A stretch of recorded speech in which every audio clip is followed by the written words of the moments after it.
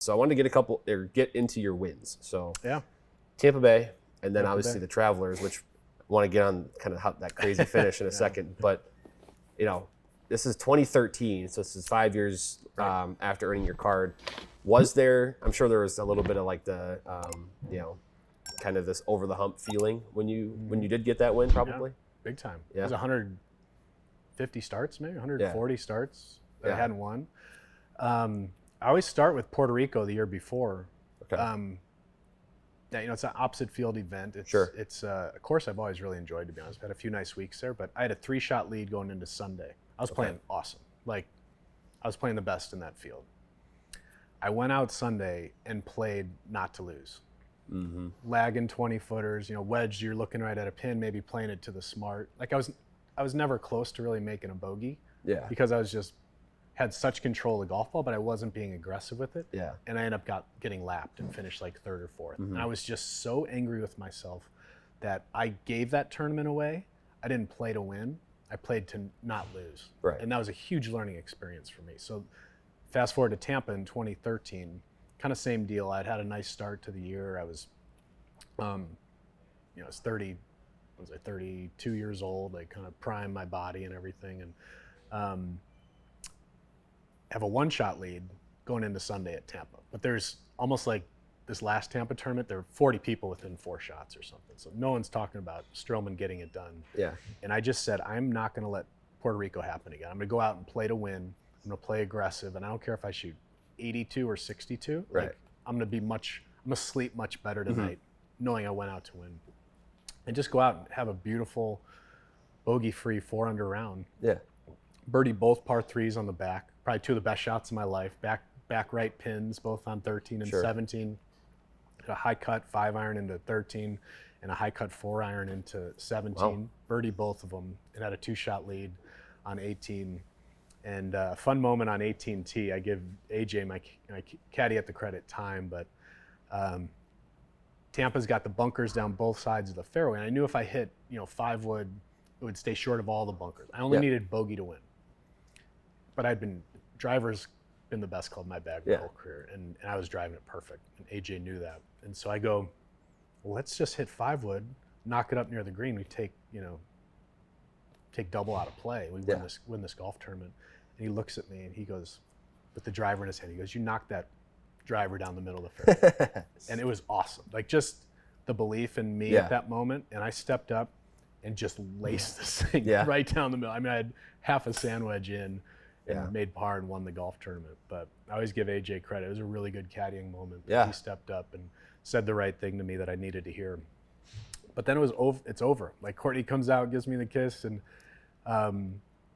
you get the trophy, you say the speech, and everyone gets in the car. We drive to Bay Hill, and it's like everyone wants to kick your butt the next week. It was cool. Tuesday, Tiger was playing. He came up to me and congratulated me on the win, and that was cool. And seeing my coach Darren at the time, him running up to me and giving me a hug, that meant a lot. But it's incredible, the feeling, but it's also incredible how fleeting it is. It's the next week everyone's trying to beat your brains in again. It's kind of what you just referred to of like, how, talk about the team sports and the seasons and how it can be tough to get motivated. Well, in the same sense, after a win, it can be tough too, because you just won, you're celebrating, and then next week, all right, I got another tournament I got to worry about. Yeah. The very next week. So no, it is. It's, so Travelers now. We've got to run through this. So your second win, 2014 Travelers Championship.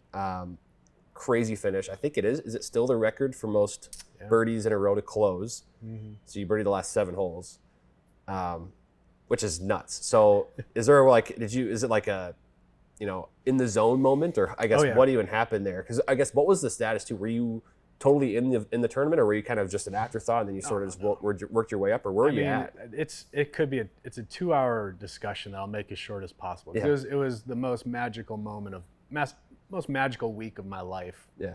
Not with any family or kid stuff involved. Yeah. But I was struggling.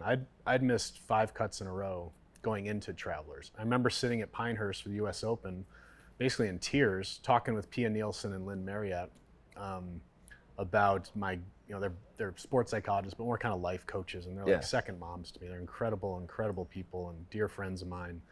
And they came and were coaching me, and or just kind of saying, how would you teach and coach yourself? And I start going on this tangent. Well, my golf swing should be here. It should be more in front of me. It's too sucked in. It's too shut. It's too whatever.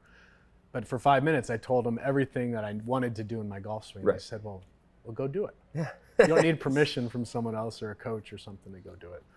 And I also had some really cool things happen. Ben Crane spoke some truth to me that week and some scripture stuff that was like I needed to hear as far as gratitude, thankfulness. I had a healthy daughter, Sophie, who's now 11, who was 6 months at the time. And I was just, honestly, I was in a bad place because I was playing bad golf, but it had become too important to me. Like I was holding on to it too tightly. And so at Hartford, I showed up and said, this is my favorite golf course. It reminds me of Chicago golf courses back where I'm from. I'm going to play out of gratitude. I'm going to play for fun. Make the cut by a few shots, but nothing crazy. Actually, I think I shot 73 the first round, had a nice second one to make the cut, I think 68. But I go out Saturday and just play beautifully. I shoot a 64 to kind of get up in the top 10. Okay. So, all right, let's have a good week. I was going on family vacation up to Flagstaff the next week with my parents and Courtney's parents, and I was going to take 2 weeks off. So the final round, the start at Hartford's pretty gettable. Like it's a wedge on 1, a wedge on 2, 3 if you had a good drive. I'm 2 over through 7. So I'm back in like 25th place. It's like, gosh, dang it. Yeah. And hit a nice shot into 9, double breaker, and we read it perfect, knock it in. Like, all right, that looked good. That felt good. Yeah. 10, miss the green, chip it to like 6 feet, bury it. 11, pins right with that par 3, and I hit in the bunker, which is like the only place you can. It's a wedge. Yeah. Can only hit it to 15 feet, but I bury that putt. Man, this putter's feeling pretty good right now. Actually, I brought it with me, the putter, too. It's a good story about that thing. But starting at 13, birdie 13, 14, 15, 16, 17, 18. Wow. Sorry, starting at 12. Yeah. 12, 13, 14, 15, 16. So birdied the last 7.